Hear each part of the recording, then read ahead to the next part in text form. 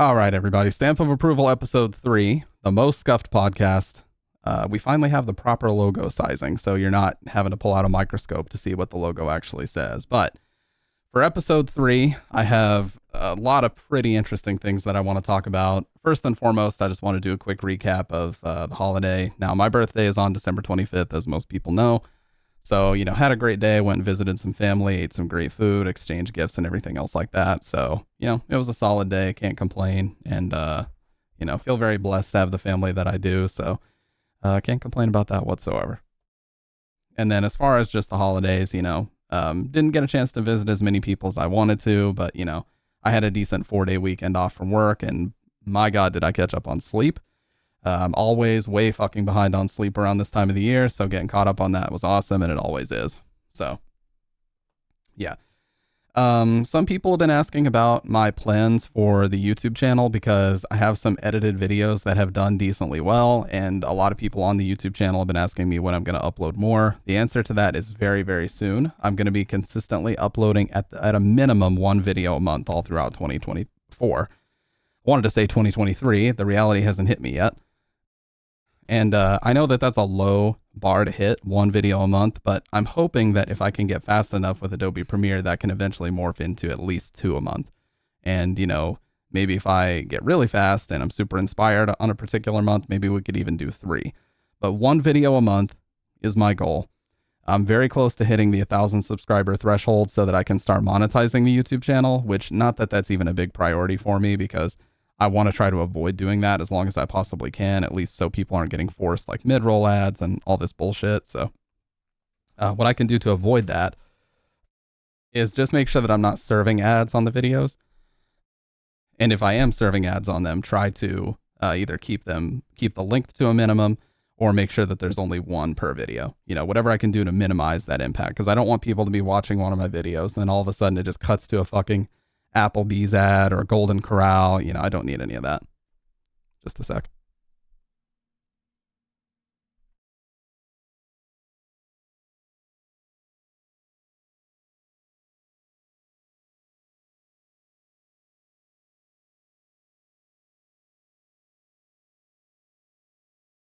Okay.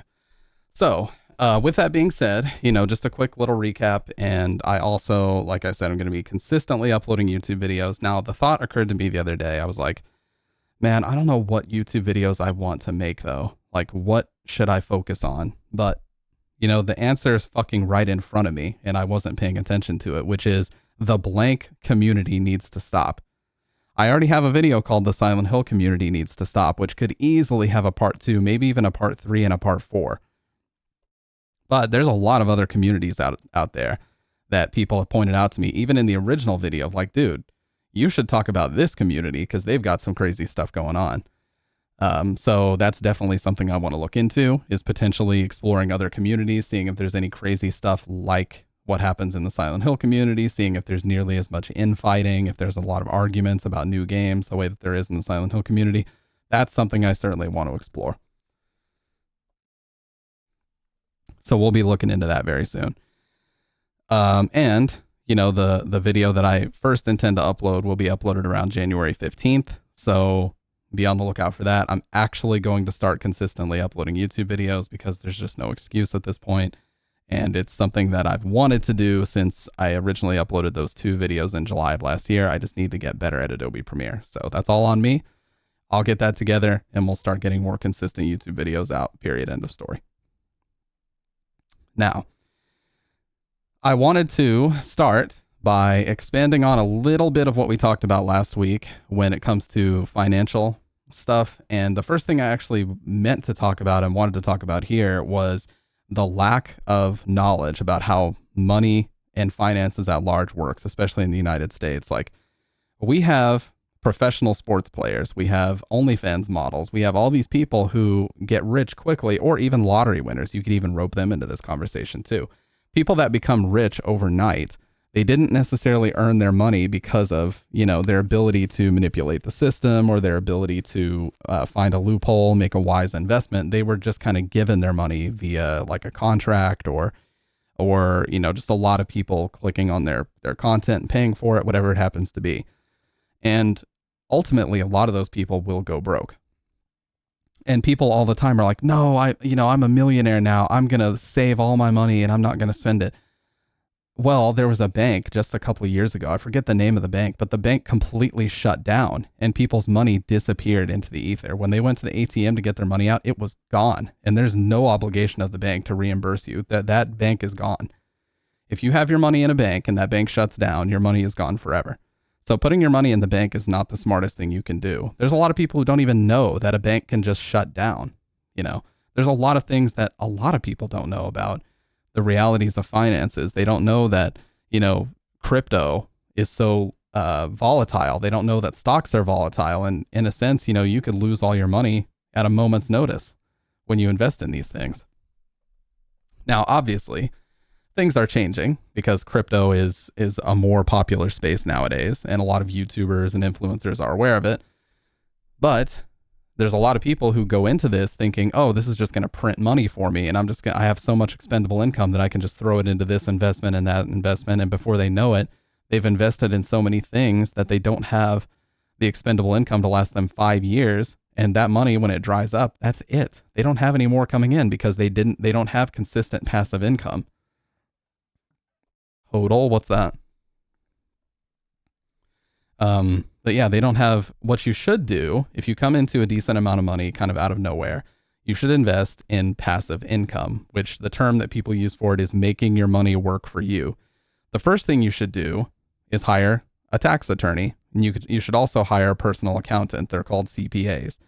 Hire a CPA, hire a tax attorney, and the first thing you should do is invest in something that's going to make money for you. Properties, for example. Buy a couple of units. It's a term crypto bros use. Oh, okay. I know they also overzealously use the term buy low, sell high. Because it's like you're always making money when you're buying low and selling high. It's a foolproof solution. Basically greed it and hold it as much as possible. Yeah, they call it diamond hands too if you're holding on to something really volatile.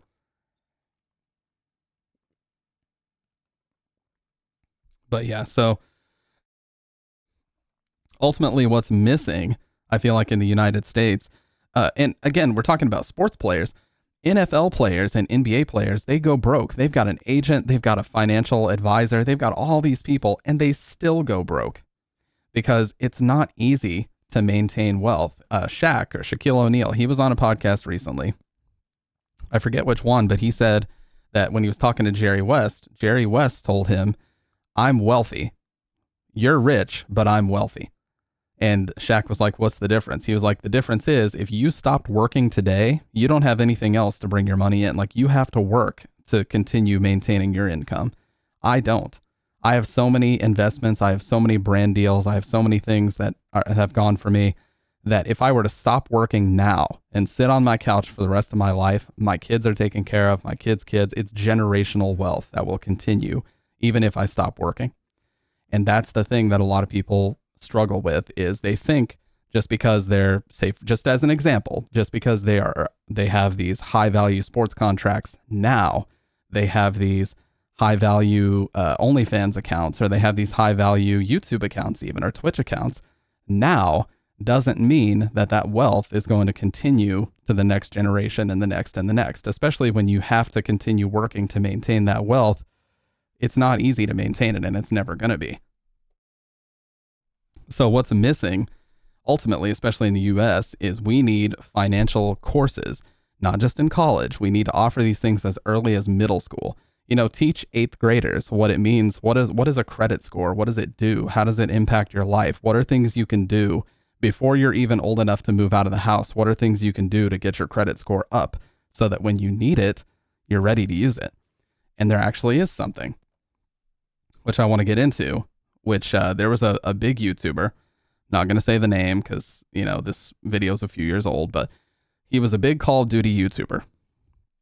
And his team won a tournament in 2011. And he ended up with somewhere in the neighborhood of $100,000 because of the grand prize for this tournament. We have to take basic business and accountancy here in our version of high school. That's great. We need that in the States. If you're not in the US, we need that in the US because so many people are just financially illiterate. And I was too. I had to learn about this shit after I got out of high school. So it's not like it's anybody's fault per se. It's just the way that our system is. So, but anyway, the way that the story goes is he had $100,000. The first thing he wanted to buy was a new car. So he goes to a dealership and he puts down like $20,000 for a Scion TC, a 2012 Scion TC, because it was 2011, remember? And the person at the dealership was like, whoa, you have no credit. So we're going to have to hit you with like a 45% interest rate or something insanely high, like incredibly high interest rate. And he didn't even understand what a credit score was. Like he had never been told. His dad tried to tell him, but he ignored him. He was never taught in school what a credit score is. So he's just confused. He's like, how does my credit score have any impact on my ability to buy this car? So ultimately his dad had to co-sign. And what he decided to do was, I'm going to put 10 extra thousand toward this car. And he thought that they were going to pay that many payments with that $10,000, but that's not how it works. If you pay whoever owns your auto loan $10,000, they'll just put it toward the total amount, but you're still expected to pay every single month. He didn't realize that. He thought, oh, well, I've paid $10,000, so I'm covered for however many months that is. And the story goes that he was growing on YouTube at the time, so he wasn't answering his phone. He was getting a bunch of prank calls and different things. So the only time he actually was able to find out what was going on was when they were actually about to, like, 48-hour notice that they were going to send someone to repo his car because of delinquent payments. And it ruined the first line of credit that he ever opened. For a whole 7 years, his credit was basically completely in the mud, ruined. And it was all because he didn't have a basic understanding of the way that these things work and how they impact your ability to make financial decisions, get loans, all these different things. So here he is, a very wealthy, a very rich YouTuber, and he's trying to move into these different apartments, and they're telling him, you have to pay us a whole year of rent in advance, an entire fucking year, because your credit score is so bad, we can't even trust you to make one rent payment on time. So he had to pay for thousands and tens of thousands of dollars of rent in the whole year in one shot. Now, there are some things you can do. If you know about this and you're aware and your parents have a credit card in the United States, what you can do is as soon as you turn 16, you can go to your parents and have them add you as an authorized user of that credit card. What that's going to do, as long as your parents are paying the bill, that is, that's going to put your name on an account that's being paid off every single month, and your credit score is going to go through the fucking roof. So that by the time you actually need it, you're going to be in like the 800s, which is the top of the top, like almost perfect credit. So there are some strategies you can do before you even turn 18, before you move out of the house. So anyone that has kids, you know, if they're in their teens, make sure that when they turn 16, they get with somebody and they get on the account so that they can make sure that their credit score is going up before they need to use it. That way they don't get hit with these high interest rates. They don't have to go through all this bullshit with, you know, car dealers and trying to get a house, a mortgage, auto loan, whatever it happens to be. So, but the other crazy thing that kind of leads directly from that is there are people now who can't even afford their own house. I saw this clip from a YouTuber who used to work at Blizzard, and he was talking about how if he were to sell and then rebuy his house, he literally wouldn't even be able to live in his own house that he bought, because he was lucky enough to get in at a super low interest rate, which was available years ago. But if he were to sell and rebuy that same house, it would be, even with absolutely perfect credit, his credit is like 835, which is 15 points away from flawless, absolutely perfect, best of the best credit. The interest rate would still be too high for him to afford it. So the housing market basically has to crash. The only people that can afford houses, period, right now are big conglomerate, you know, property groups or gigantic, already rich companies that own a ton of property that are just looking to scoop more up into their pile. That's legitimately the only people who can afford to buy houses, unless you're just so absurdly wealthy that you can just put down 250 grand for a house and you don't have to worry about the loan. If you need to get a mortgage, it's virtually impossible for like the average person with any average earnings, even dual income, to make that work nowadays. So eventually the housing market in the US is going to need to crash. because, we have people that were able to afford their homes years ago, but if they were to try to buy a house now, they wouldn't be able to afford it. It's a very dire situation. And of course, we already know that rent is just continually climbing. Pretty much anywhere you live, rent just keeps going up and up and up because property taxes and other shit's going up. So we've got this inflation going on right now where all the cost of living is skyrocketing, but the only thing that isn't going up is our income and our paychecks. So that's fun. Anyways, enough about, credit scores and all that. That's just something that, I was really thinking about and I wanted to bring up on the last podcast since we were already talking about finances, but I didn't end up doing it. Something I do, and that is extremely relevant to this stream and Twitch in general, is taking responsibility for your own finances. I see a lot of streamers, and I don't name names on this channel whatsoever. I'm not going to be naming anybody else's streams, but I see a lot of streams where these people claim to be very transparent. They market themselves. They build their brand on transparency. And then they guilt trip their audience because they want their audience to be responsible ultimately for their bills.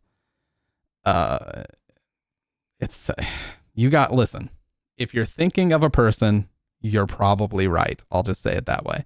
But there are streamers who, they're always going on about, oh, you guys don't have to worry about anything. And I take care of my own finances. But when the first of the month rolls around, there they are with a big tracker at the top of their stream. Emergency rent fund. Rent is due. Please help. These different things. I'm like, okay. First of all, there is a big difference. If you're a full-time streamer versus, you do streaming on the side. If you do streaming on the side and you're asking people to pay your rent, that's a big what the fuck for me. That's a gigantic question mark. Like, what are you doing? How does your day job not pay for this? Unless there's other extenuating circumstances, which I would hope you would explain. But if you're a full-time streamer and every single month you have these emergency funds and you need, I need these bills and that bill, it's like, people have got to understand it's not the audience's responsibility to make sure your bills are paid. You're in control of your own finances. You're in control of what you purchased. You're in control of what bills you're obligated to pay. No one in the audience is obligated to do shit. They will donate if they want to, but I just find this whole dynamic is really weird because it ends up being a guilt trip. If you are... It's the equivalent of putting like an ASPCA ad up, oh, if you want to help the poor dogs and you've got the sad music and stuff. If you're going to put a big tracker at the top of your stream that says emergency rent fund, that's going to drum up an emotional response in people where they're like, oh, I need to help this guy out. He's down on his luck and he needs help right now. So I can, afford to throw a few bucks his way. But like I've always said, you've got to focus. Everybody needs to focus on their own finances before a streamer. Like there are people who have legitimately gone broke because they've donated to streamers and they've donated to content creators thinking that, what they were doing was going to get them attention or that it was righteous in some way or virtuous. I don't know what the hell they were thinking, but they've gone broke donating to streamers and content creators before. There's some kind of innate response when you donate to somebody and your name appears on stream and they have a big reaction to it. Everybody's like, oh my God, that's so cool. And they love that interaction that happens when you do it. And I get that, but you've got to focus on your own personal finances. Yeah. Parasocialism is a big, big problem with stream. Yeah. The dopamine hit. And it's funny because you're giving money away. The person who receives the money gets a dopamine hit. The person who gives the money away gets a dopamine hit. And like, what else really occurred except for the streamer had a really wacky and crazy reaction sometimes, you know what I mean? Now, some streamers do it correctly, where if a certain goal is reached, they will either purchase something that's going to improve the quality of the stream, for example, which is good because it's mutually beneficial. The audience is contributing to something that is going to improve their viewing experience. And I feel like that's a mutually beneficial deal when you do things like that. But when it's just to cover your bills, just to keep your living space, and it's every single month that you have to keep posting these emergency funds over and over and over, it's just like, what? Something's got to give, man. It's like everybody's got their own bills to worry about. And yeah, it's lucky in a sense because I work full time and this is my side thing. If streaming was my full-time gig, I could understand a little bit where they're coming from with that, but I can't mess with that. I don't feel like that's the morally correct thing to do.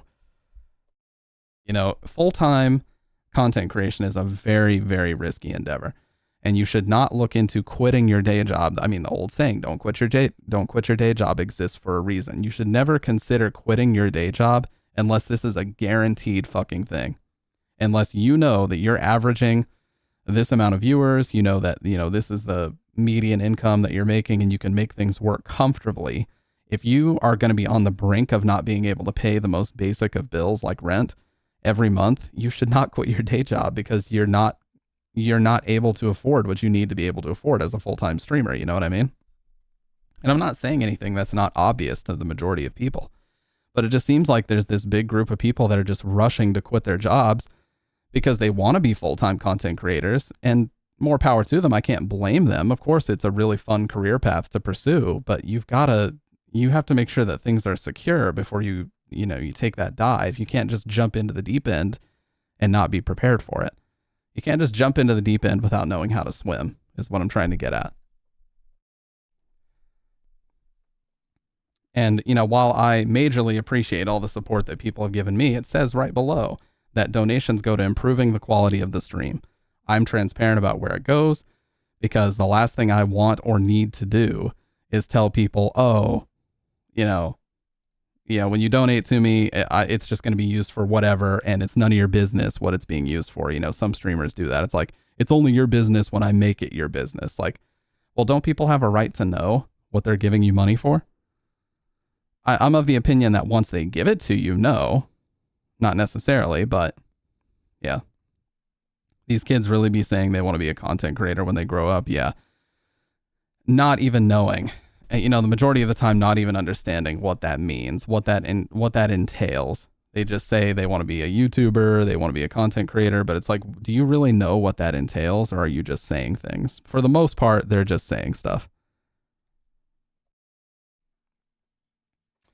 And the other thing that I wanted to get at with guilt tripping, looking at you complete, no comment. The other thing that I wanted to get on with guilt tripping your viewers is the one-way ticket to becoming what people refer to as a lol cow. If you are someone who is going to hold rewards hostage, you're going to hold the stream hostage. You say, if you guys don't donate this amount, I'm just going to fucking shut the stream off. And you get angry and you lash out at your viewers. That's how you become a lol cow, because you're taking yourself so seriously while sitting there playing video games that no one's going to take you seriously.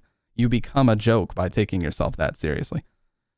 And demanding money from your viewers is just insanity to me. Like, you're not entitled to anyone's money just because you turned the stream on, just because you're sitting here playing a video game and you think that you're entertaining us, doesn't mean you're entitled to anybody's fucking money, period, end of story. And if you think you're entitled to it, well, you got another thing coming. And, if there's a slow day, for example, they're like, oh my God, you guys, what's going on? I don't know if things are broken. It's a really slow day today. I don't know what's going on.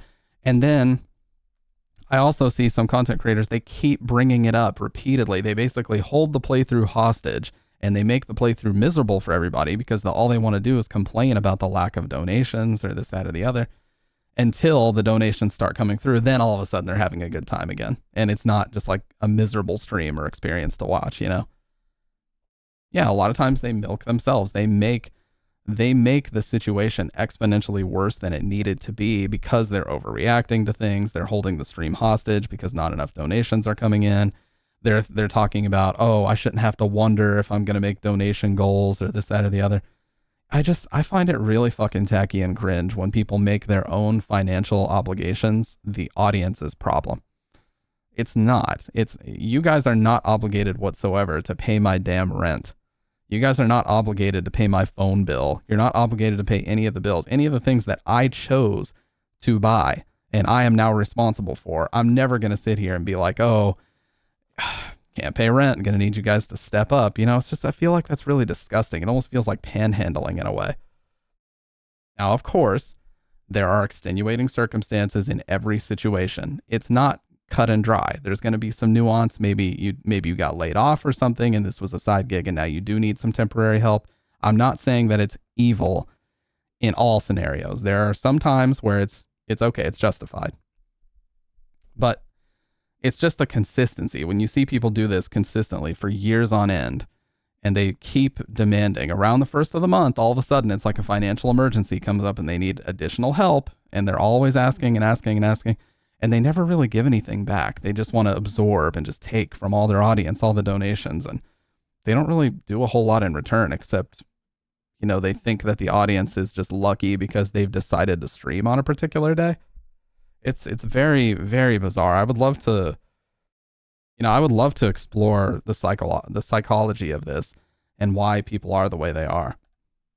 It's hard to have this conversation without bringing up examples. I know, but for the sake of the podcast, I don't want to be the type of person. But like I said, if you guys are thinking of a specific person, especially if they've ever been given the moniker or the name lolcow, you're right. I'll just say that much. If you're thinking of a specific person, you're probably correct in that assumption. I just don't want to be a podcast where I just name drop people and accuse them of this, that, or the other, because I don't want to be a part of that whole, that whole brigade of drama monger type people.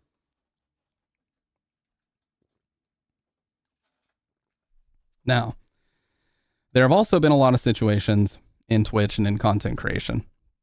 I kind of want to go back a little bit to the first episode, actually, where we were talking about workplace situations that I've been in.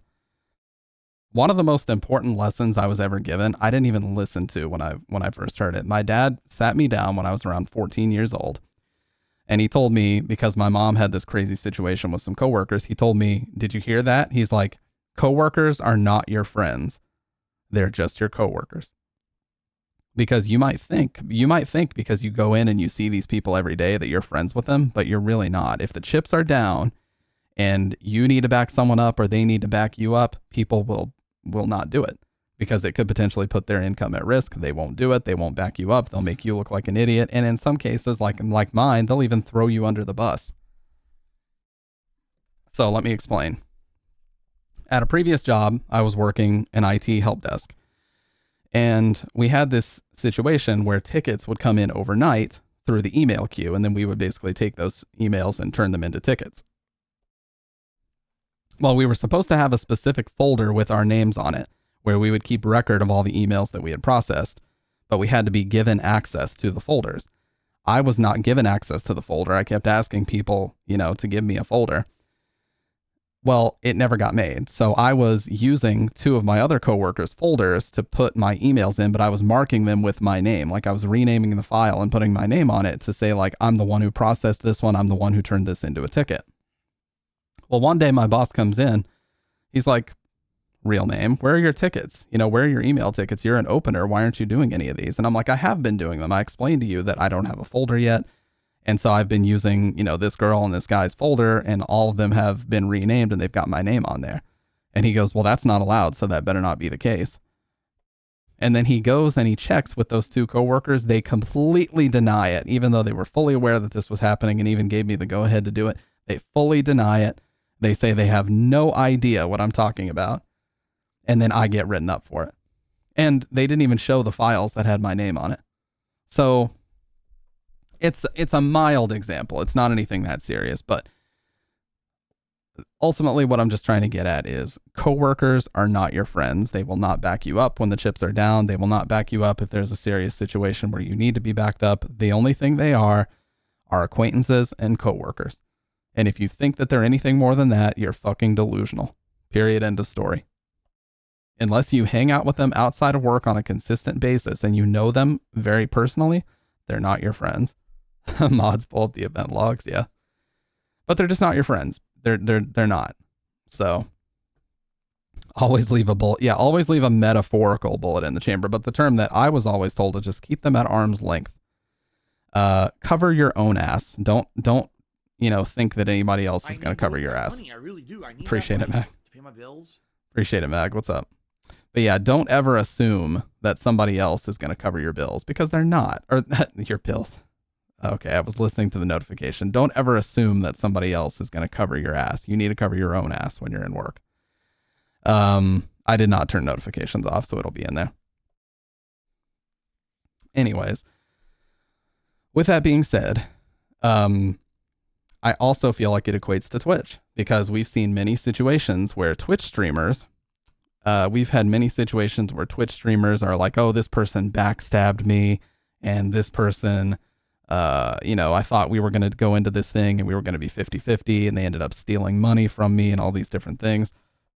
I would argue Twitch streamers are even less. I know people who are also Twitch streamers, and again, there's several that we could name. You guys see them in here frequently. If I were to name names, you'd know exactly who I'm talking about. I don't consider them friends in the sense that I would like confide in them about serious things, or I would expect them to cover my ass if there was a situation where maybe my account was at risk. I just consider them acquaintances. They're just people I know on Twitch. We talk occasionally. They seem to be pretty cool, but I don't know them like that. So I'm not going to make a judgment call on their character. I'm not going to converse with them like that because I don't know them like that. You know what I mean? I've also seen situations where people have let either coworkers or people who they don't even know on Twitch, they've let them borrow money, and then the money gets stolen. And they're like, oh, the fucking surprised Pikachu face. This person I don't even know and has zero obligation to return the money to me just ran off with it. What did you think was going to happen? You should never, as a general rule in life, you should never, ever let anybody borrow money unless you can stand to lose it. That's just what it comes down to.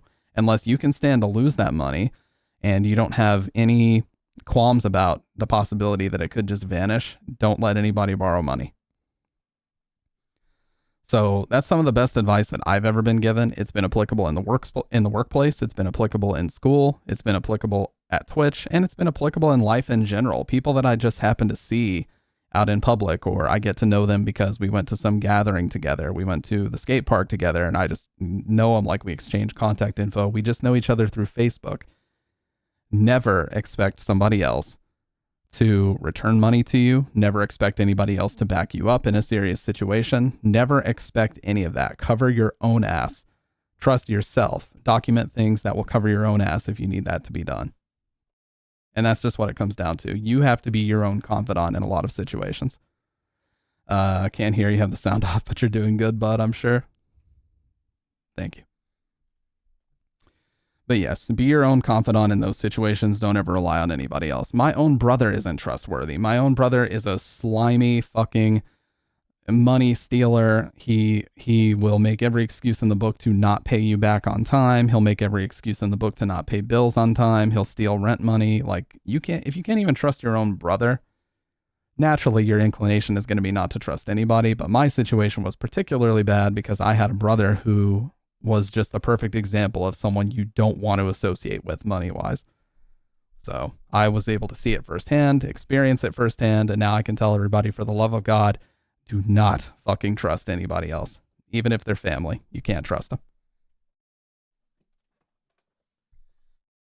Now, I realize that sounds very cynical, and in a way it is, but there's certain things you can trust other people with, and there's certain things you got to trust yourself with. Money just happens to be one you got to trust yourself with.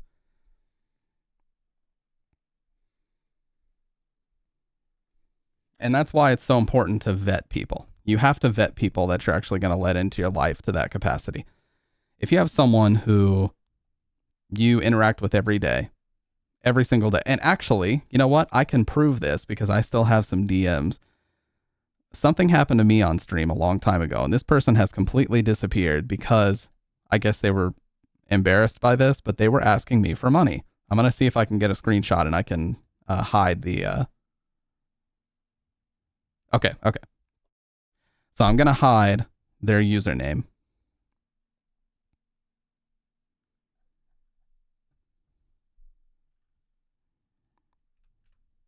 But this was happening for a while, where someone was DMing me and asking me for money.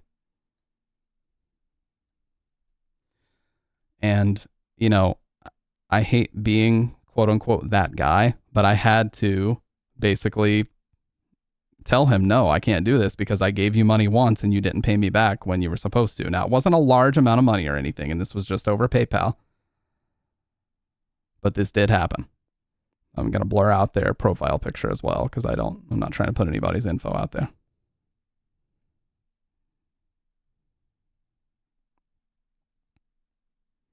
No, oh, what's up, KCD? I'll always trust family when I was a raging alcoholic, homeless bum, but they kept trusting me till I hit bottom. I had faith in my failures. Well, of course, every family is going to be different. Not every family is going to be, like mine happened to be. And my parents are very trustworthy. It just happened to be that my brother, who I was living with, my first time moving out from my parents' house, was not trustworthy at all. So here is, let me go ahead and get the window capture here. All right, so here it is. So this person had asked me for $25. I sent it to them because they told me a situation where they needed it. And then they told me specifically that this was a one-time thing and that they would never ask me again. And then the very same day, they asked me again. And I was like, okay, this is a pattern that's emerging here. It doesn't matter how many times I do this, they're probably going to come back and keep asking for more. That's why you have to be so careful about who you lend money. And also, they didn't even pay me back by the time this message asking me for more money happened. So it's just, it sucks because, of course, you want to help people out. But when people keep betraying your trust and they ask you for things, they say they're not going to do things, and then they proceed to do them. Yeah, it's rough. Hey, what's up, Idol? Appreciate that. That emote. You can't say that word on Twitch, but it's okay because it's just an emote. But yeah. That's why I say it's so important. You've got to vet people. And just because you know somebody, even if, say, for example, even if you're dealing with someone who has proven themselves to be very trustworthy, you should never get comfortable spending someone else's money mentally until you physically see it in your account. There was a situation a few years back that I remember, big drama situation where a smaller YouTuber had reached out to a larger YouTuber and offered them some computers to help them with video editing. The guy didn't even want money. He was just giving the YouTuber computers, and he just wanted him to basically say that, hey, I'm sponsored by this YouTuber, just basically to get his name out there a little bit.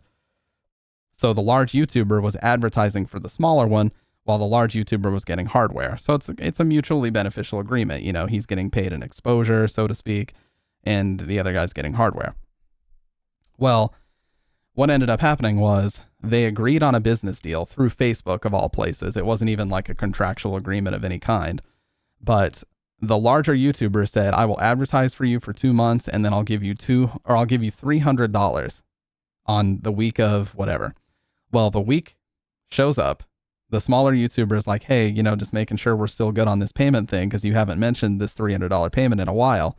And then they tried to make up every excuse in the book as to why they were not going to give them a payment. They couldn't justify it. They didn't want to continue this business arrangement anymore. They were going to send back the computers. So that's why every business agreement you do on the internet needs to be done in contract to the best of your ability. I know a lot of people have Ko-fi or Ko-fi pages, however you say it, where they'll do commissions and things. And that order is your proof that you have paid them for something that you hope they will return your investment on. My little brother showed up to jail and left me some money on my commissary account. He's never asked for it in return, but that impacted me hard enough to never return there again. Yeah, it's crazy, man. But that's the point, is like you have these arrangements that happen between people, but if they're just hashing it out on like a Facebook chat, nobody's obligated to actually stick to their end of the deal. This is just a chat. This is a Facebook chat where you guys have hashed out a business deal. What's up, Salt? And you've come to this agreement, but nobody's obligated to really stick to it. So of course the larger YouTuber just tried to flex his numbers, and he's like, oh, I have all these business deals lined up for me, and I don't need to work with you anymore, so I don't want to send you the money. This was a big drama thing for a while. I mean, people trolled the larger YouTuber about this for years. And that's the thing, is like, you can never trust. Oh, it's actually a good thing you did that, Saul, because I really need to hydrate. But you can never trust people unless there's some sort of middleman, either website or portal, that you're doing things through. Like, make sure there's always proof of an order being placed, or make sure that there's proof of a contract that's been signed by both parties. That way there is that sense of security that if something goes wrong, nobody's out, their investment, or nobody's out their hardware, their money, anything in between. By the way, when I do the audio only versions, I do edit out when I take sips and blow my nose or whatever.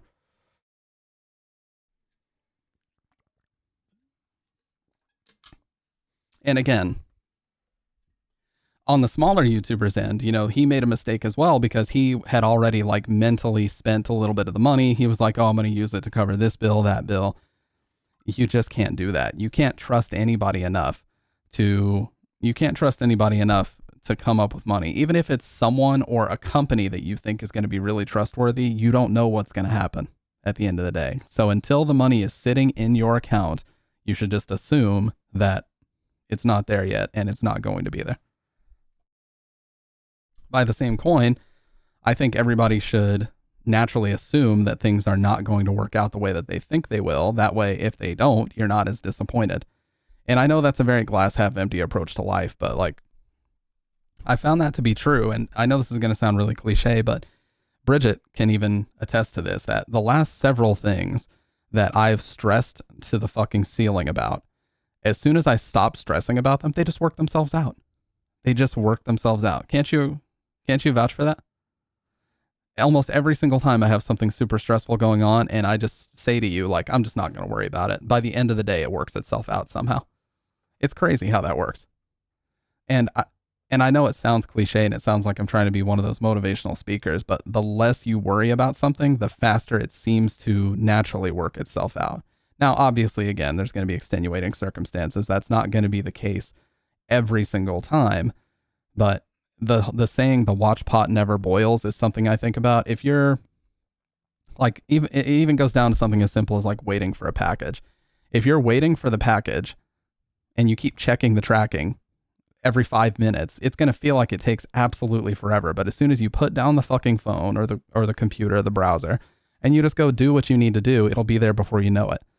So whether it's a real, you know, waste of time to spend so much time stressing about it, or whether or not just letting it happen is what ultimately ends up feeling like it's faster, I've noticed that the less I stress about certain things, the more they seem to work themselves out.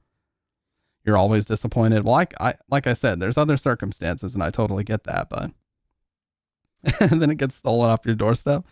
No, then you make a nearly 2-hour complaint video on your stream and send it to FedEx corporate. But I'm not saying anything about that. Anyways, let me take a sip of coffee here.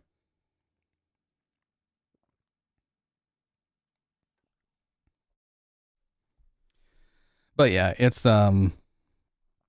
you know, it's an interesting conversation for sure, but what it ultimately comes down to is you just have to vet the people that you work with. Yeah, I always drink coffee through a straw so you don't stain your teeth.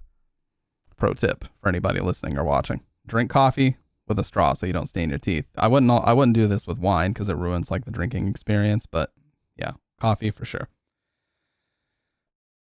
So, the next thing I wanted to talk about, and this is what Doc wanted me to get into, and this is what Blockbuster John wanted me to get into, so we're going to get into it.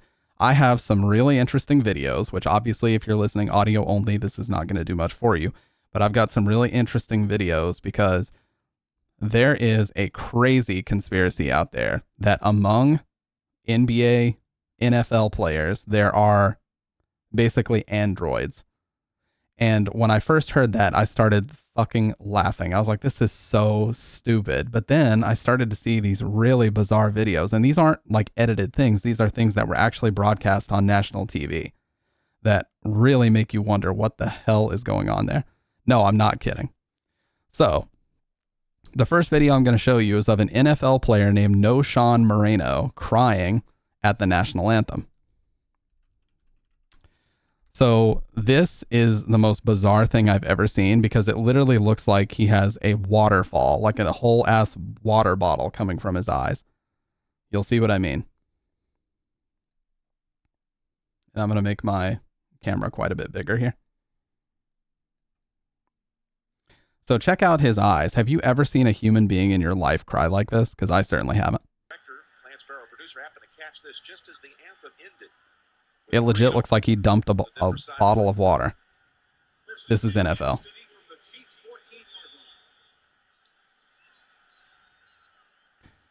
And people in the comments are like, this reminds them of Get Out. You know, the way that people cried in that movie. Look at that. That's insanity. Just as the anthem ended with Moreno on the Denver sideline.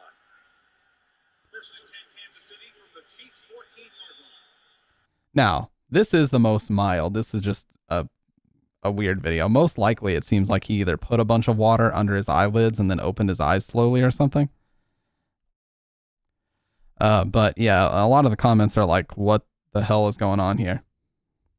That's more tears than I've been able to get out in my whole life. I've never witnessed a human being crying like that before. That is weird in general, yeah. But here's the other one.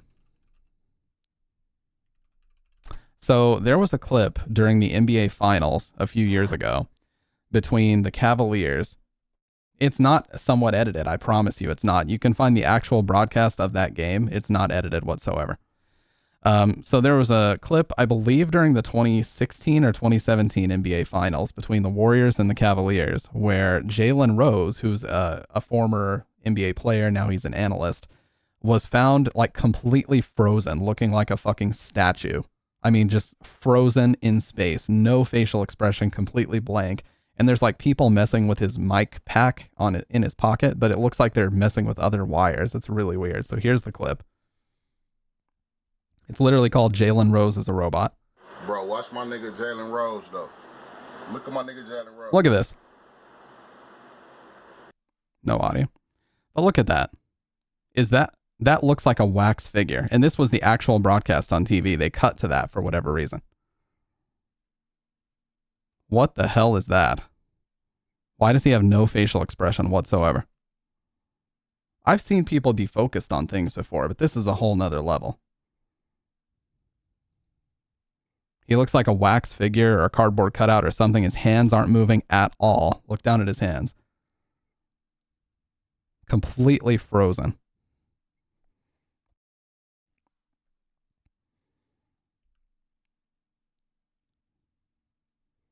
And yeah, they're like messing with his mic and everything.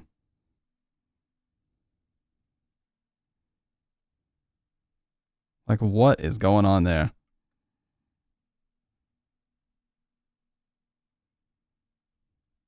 And this isn't the only NBA related one that's happened. There's also been one where Shaq, who everybody knows Shaq, he basically froze. He basically froze while on Inside the NBA, which is their show where they analyze a lot of different things. Shaq glitching. Oh, come on. Of course, this one's going to be difficult for me to find now.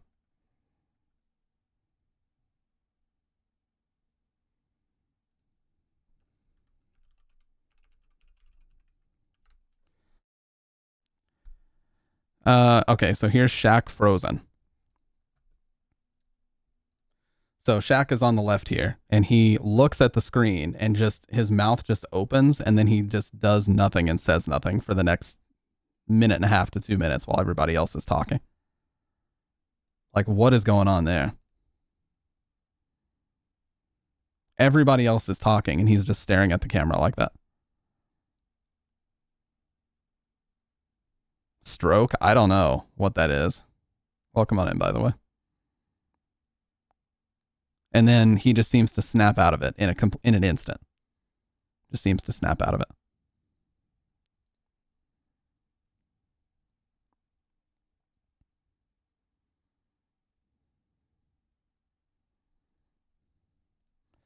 So they show this clip, like they've gone through like 3 different segments, and he's still frozen in this exact same pose, mouth wide open. Like, what the hell is going on here?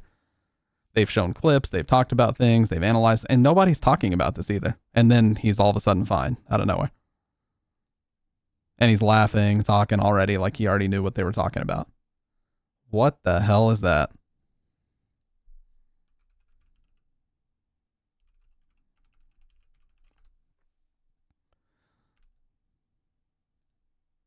So it extends even further than just sports leagues. There's also just in general.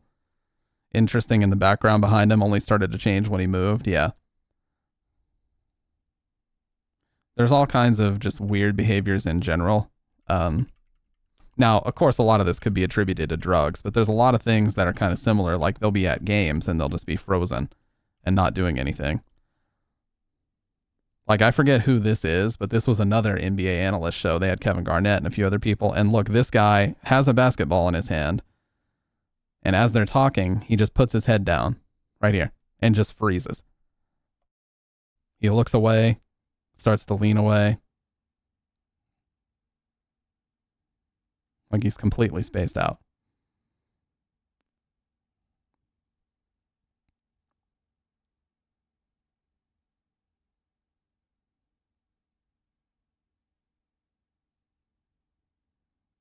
It's so weird, man. Like, what is going on?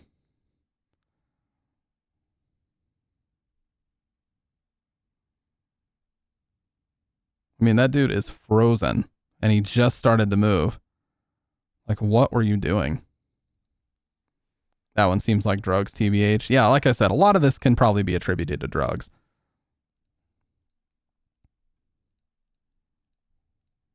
And here's the other major one in the NBA is Draymond Green. So they were in an interview, a post-game interview, where they were talking to Festus Ezeli and Draymond Green. And they ask him a question. And as Festus is talking, Draymond Green is laughing. And then all of a sudden he just freezes. Look at his face. But it's been a heck of a ride, to be honest. I really can't complain. Yeah, I was kind of I was a little down. I found out I was injured and I had to have surgery again, or with another knee. But at the end of the day, I have amazing teammates. Guys like Draymond, everybody on this team, they come over there, they wrap their hands around me like, yo. As soon as he said Draymond, he snapped out of it. That's what was weird. As soon as he said his name, he snapped out of it.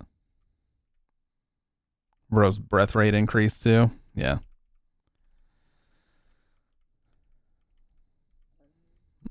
And I don't know if you guys have seen the Wendy Williams one, where Wendy Williams was on live TV. And she touches her head. It was a Halloween special. So Wendy Williams was on TV. It was a Halloween special. She was wearing a Statue of Liberty, just costume, And she just faints in the middle of the show. She just faints. And her whole team, her whole entourage came out and they were like, oh, it was dehydration or something. Like, what? You guys tell me if this looks like dehydration, but I certainly don't think it is. Just out of nowhere, she gets this super wide-eyed look. It's always a lot of fun. Let's get started.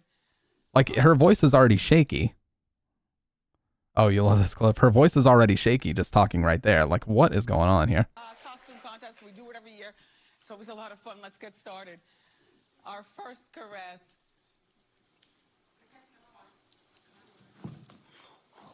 And then she touches her head. And then falls.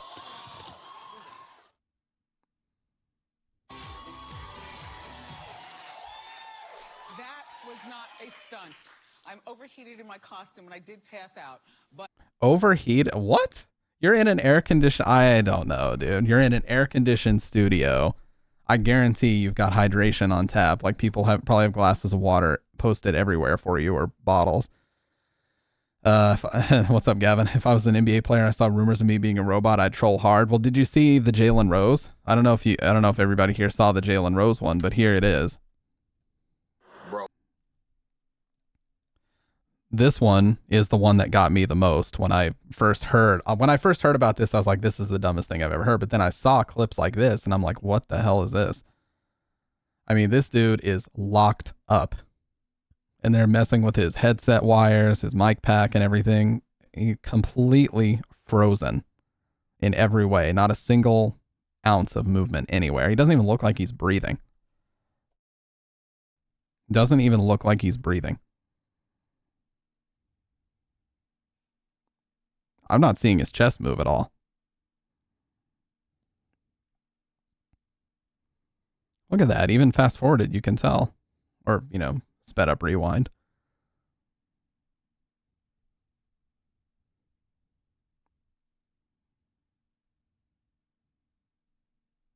I've just never seen anything like that before. I've never seen, unless they told him to stay absolutely still or something, but even then, how are you so focused that you're not moving a single muscle?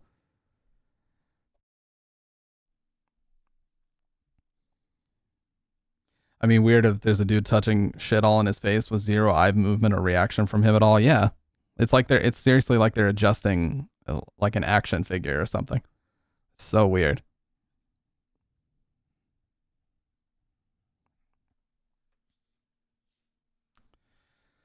So there's been other ones too. Al Roker on Good Morning America also froze, or on the Today Show. Let me see if this is just the clip or if it's like commentary of it. Yes, like they say. Oh, let me move my. So watch him. He says something and then he just looks at the camera and then freezes forever.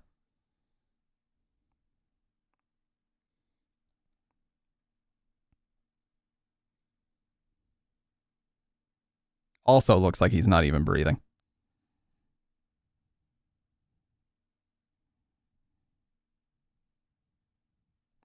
Okay, yeah, I don't need your commentary on it, but it goes on for much longer than that. No blinking, no breathing, nothing. What the hell?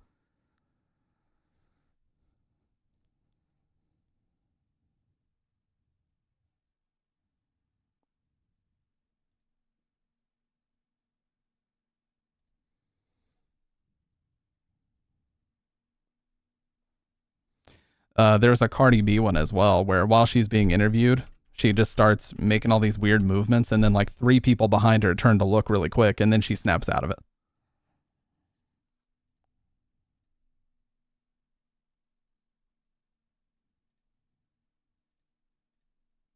Pretty sure it's in this one.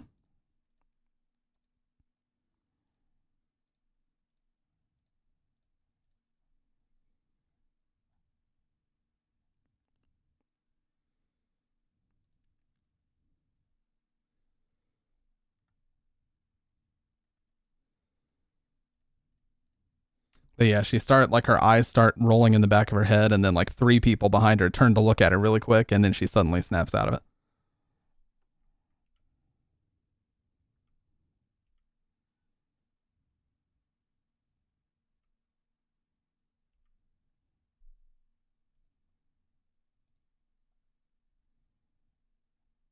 But I don't know. Look, my point in all this is just to say, why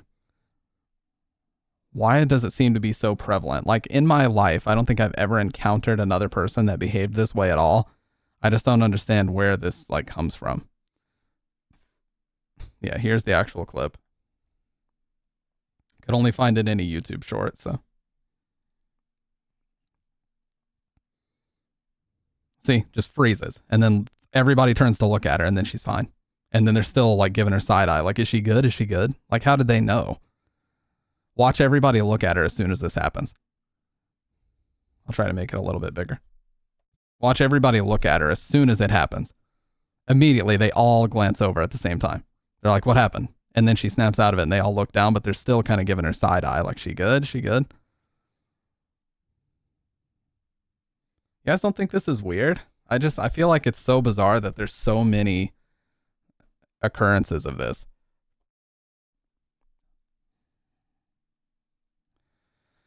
Something else that's possible, a family member of mine had what they call absent seizures, where you just freeze for a bit. Only really movement was a slight vibration in the eyes.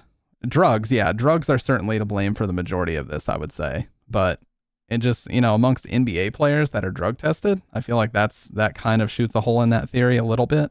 I mean, I know that there are some drugs that don't get caught by that, like mild things, but when the NBA players are frequently drug tested and they are still having it, I don't know. When it's still happening for them, I don't know. It just raises more questions, really. It doesn't answer any, but it raises a lot of questions about what the hell's going on.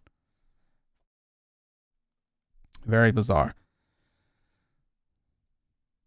And, of course, if you were to go even deeper down the rabbit hole, there's things like, it's they're chipped, or athletes are chipped and they got to be so they can control what they say and do. Now, that rabbit hole I've never gone fully down, but a lot of people seem to think, that's the theory of why Wendy Williams touched her head, because there was a chip in there that she was trying to get to. I don't know. That one seems like a piece of baking soda appeared magically in their nasal cavity. Yeah. Yeah, there was also an interview with one of the Kardashians where she was on some kind of news show and she was being interviewed, and somebody comes in the room and says something like, "You are not going to answer any more questions." And then she's like, "I have to go." Like, what the hell? This one right here. Sorry about that. So I just was wondering They how just everyone's came doing. in.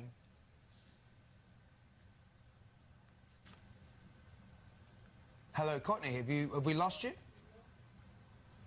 All right. It looks like Courtney doesn't really want to go there with I think that she's question. blanking me. But she could just say her sister's. But yeah, somebody walked in and she goes, "Sorry, they just came in." And then she just stopped answering questions, completely froze. And if you enhance the audio, you can hear somebody in the background saying, "You are not going to answer any more questions," in like a weird, almost like a hypnotist type way. And then she just freezes and stops answering questions.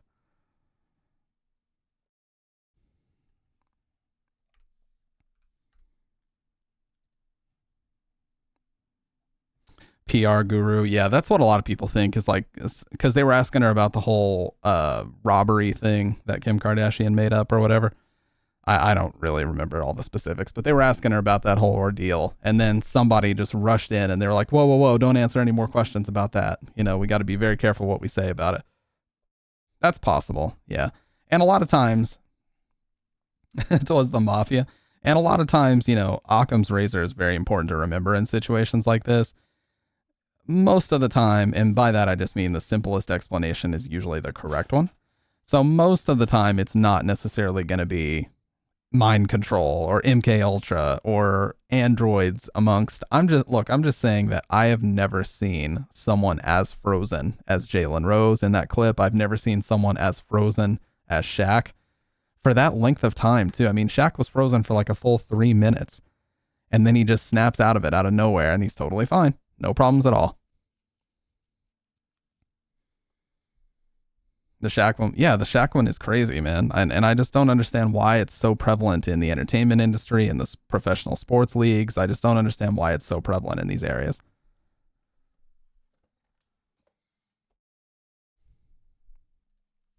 It's, you know, it almost, it brings up more questions than answers for sure. And, you know, if you were to jump through the rabbit hole, there's kind of an iceberg when it comes to conspiracies about things that are plausible and things that get into virtually insanity. But plausible is definitely MK Ultra. MK Ultra is a factually real thing that definitely existed that the CIA was doing several decades ago to learn how to program people.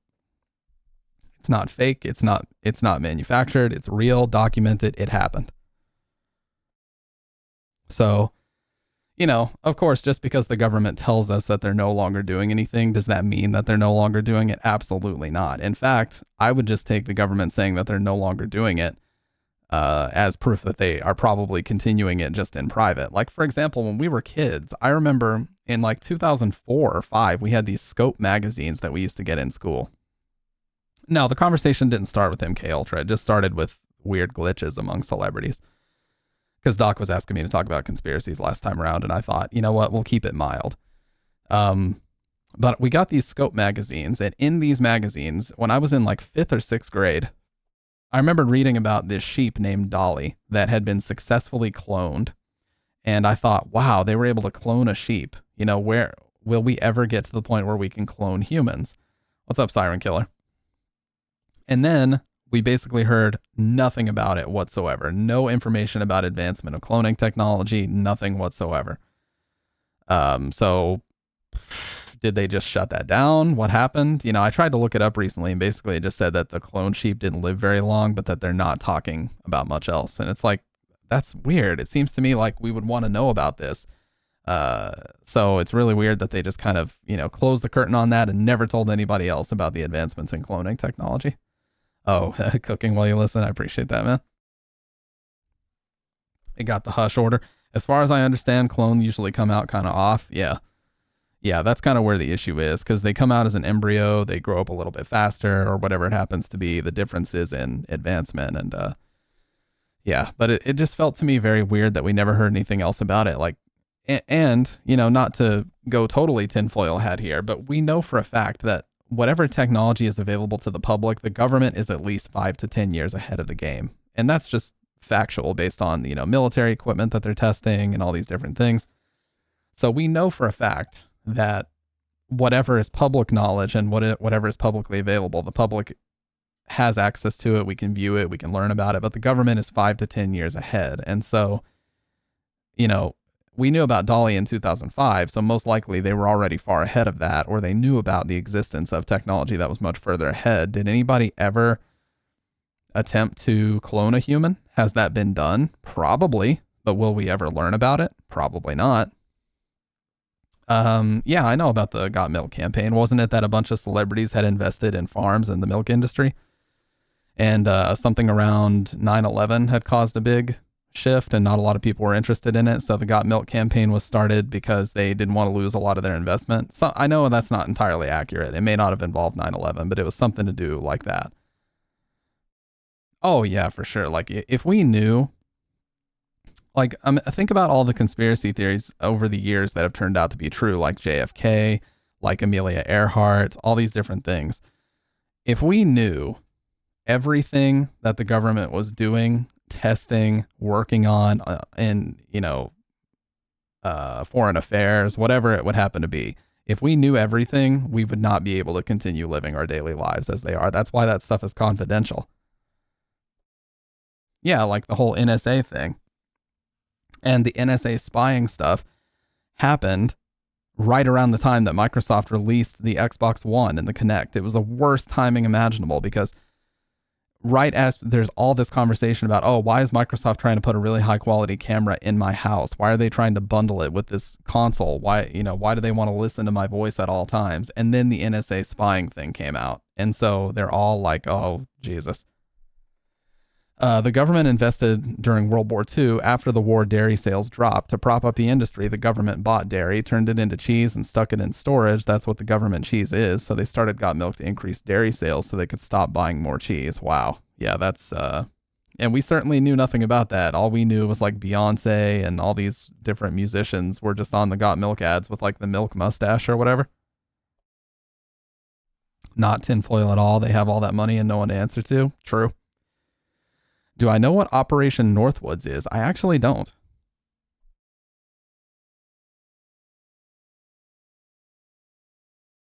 I actually do not know what Operation Northwoods is, but I would love to know. I'd love to learn about it. Like, I doubt it's a coincidence that I drink like a half a gallon of milk a day. Yeah.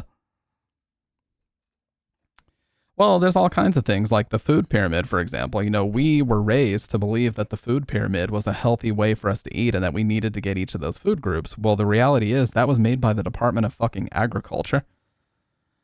Nobody that has any semblance of experience when it comes to health, dieting, nutrition had anything to do with the food pyramid. Absolutely none. The only thing that the food pyramid was designed to do was to get us to buy more products that the Department of Agriculture was pushing at the time, like corn. We know for a fact that corn syrup and corn sweeteners are some of the worst things we can put in our bodies. Period. End of story. It's a guaranteed absolute fact. But if you look at the food pyramid, we need grains, we need corn, we need all this stuff. Bullshit. We don't need any of this stuff. The problem is we have so much of these, oils and seed bullshit. Like sunflower seed oil is one of the worst things you can have. There's all canola oil is horrible for you. Yeah, eating mostly grain is the worst diet choice you can make. Absolutely. We're not herbivores, okay?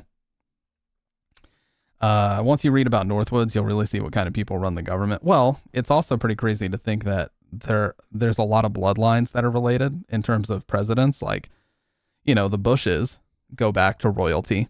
The Clintons go back to like mafioso, don't they? I may not know exactly what I'm talking about, so don't quote me exactly, but I do know for a fact that if you're to look up presidential bloodlines, a lot of them are a lot more closely related than you would think, and that's not a coincidence. You could also think about the fact that in 2004, George Bush and John Kerry were supposedly, at odds. They're fighting in the general election, but they both went to Skull and Bones. They were both in the same frat at Yale. They're best friends. Like, they're BFFs. They're not fucking at odds. They love each other. They're fucking best buddies. Get out of here with that bullshit. It's completely fabricated nonsense. Look it up and you'll find in 2 seconds they both went to the same fraternity at the same university, and they've been friends for years before they ran against each other. It's those damn Anglos. I'm half English, so I say this and not be racist. Basically, they plan to hijacking a jet as an act of terrorism and framing Cuba so they could invade. I'm not going to get too deep into this, but look up Project for a New American Century. We're not going to detail it here, but Project for a New American Century was something that was drafted around the year 1999-2000. Just take a look at what it says, and I think you'll be really surprised. I'm going to, really quick, I'm just going to take an acetaminophen because I got a little bit of a headache, so give me just a sec.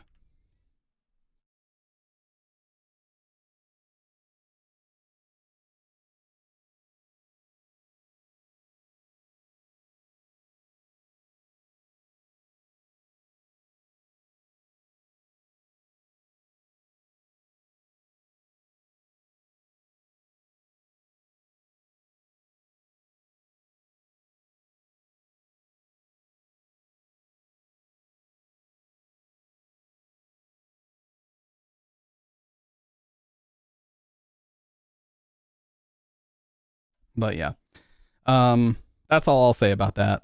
Do your own research there. I think you'll be really surprised at what it says, but that's not really a topic I want to get into because then that would take us to a whole other rabbit hole.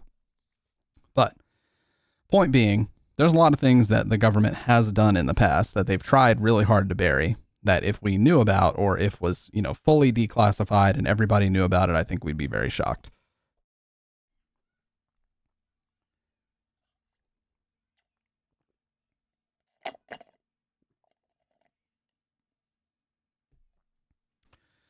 We've done it in foreign countries more than once. And that's a given, gravity, but yes. I think that was one day where I was actually pretty surprised at virtually every single person in agreement that was nonsense. Because, inevitably when it comes to conspiracies, there's always people that just follow the status quo. Everything that the news says, they just follow it like a, lockstep with what the news puts out. They just say, yep, that's exactly what it is. And I refuse to believe anything different, this, that, or the other. Well, even with that one, it seemed like everybody was in universal agreement that, yeah, this didn't happen. And that's complete utter horseshit. I know so much, but don't talk to most people about it because most of it doesn't matter to our daily lives, and I don't like ranting. Yeah, and you got to be careful too, because if you get too obsessed and you get too wrapped up in these rabbit holes, which trust me, they are rabbit holes. If you get too wrapped up in this, you can't even focus on your daily life because there's just so much that goes on. There's so much corruption, not just with the U.S. government, other governments around the world. There's so much that goes on that, if you were to fill your spare time with doing enough research, I think you would just lose all faith in humanity. I really do. So it's something that I don't recommend people go too far into, but look at kind of the surface level things that are not being reported factually, and that'll give you a good idea as to what you should and should not pay attention to. Yeah, I've seen that clip where Joe started asking him about mushrooms, and he's like, oh, this is an explosive topic. And I can't say anything else because my career is at risk over mushrooms. And from what we can tell, he's not joking. Like, what? What are you on about, dude? Why are you so freaked out about talking about damn mushrooms? I don't even know.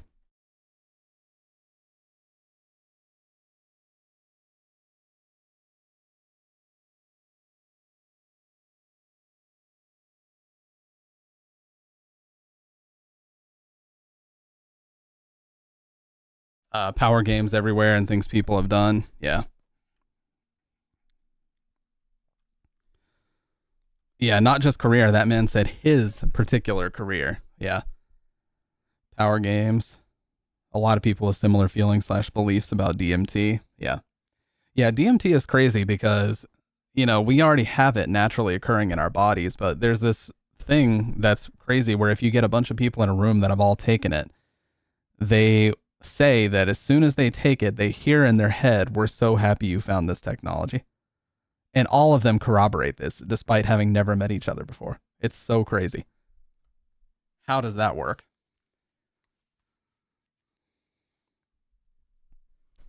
You learn to accept your own frailties going down rabbit holes? Absolutely. Yeah, because I went down a pretty serious rabbit hole in 2016 or so. It was rabbit holes about sports being rigged and the currency being ready to crash any day and all these other things. And it just made me overly paranoid of life in general.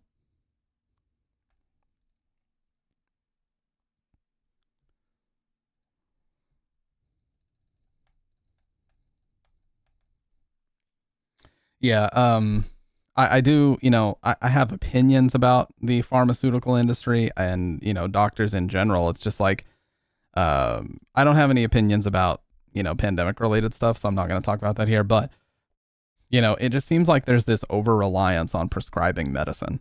Like you go for something super basic, and instead of giving you a simple remedy, it's always, well, here's this pill, take this pill, take this pill.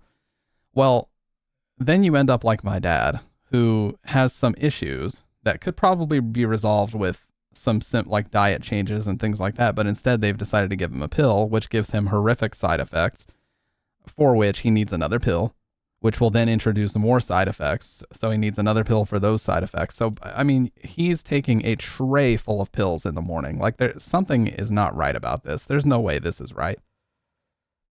Why should an adult person need to sit there and take a tray of all different shapes and sizes of different medicines? Like, this doesn't seem right. This can't be correct. This is not the way that humans are supposed to operate. No fucking way. Insulin and epinephrine are good examples. Give me some of them amphetamines, my bro. You mean EpiPens, epinephrine?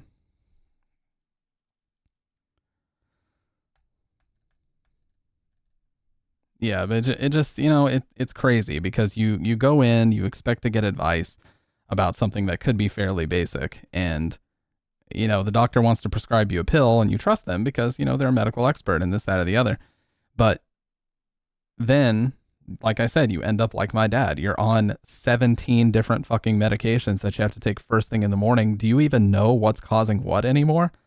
For all you know, all the problems that you still have are caused by all the pills you take. If you stop taking all those pills, what would happen? Like your body is so used to having all these extra fucking things added to it that you don't even know how to function without 17 pills in the morning. That idea alone is scary to me. That cannot be right. There's just something fundamentally where people look at this and they're like, this can't be correct.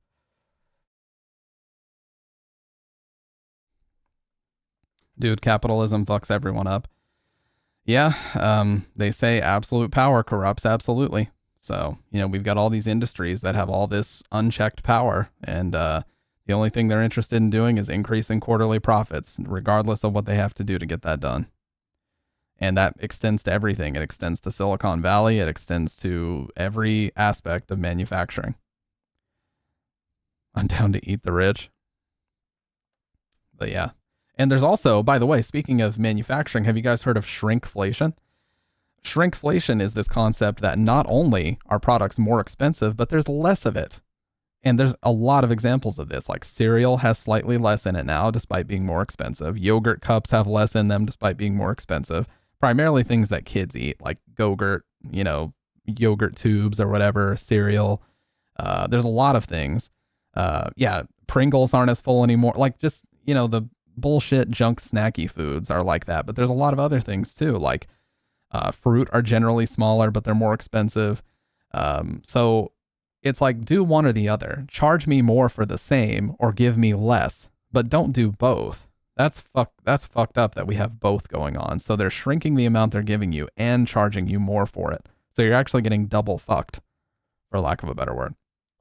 Sorry, I know that's not very PC. That's not very technical, but it's true. Profit margins. Yeah, exactly. Have you guys also seen that the CEO of Nestle, you know how Nestle has the Pure Life water brand? The CEO of Nestle has said on record that they don't even think water is should be a guaranteed human right.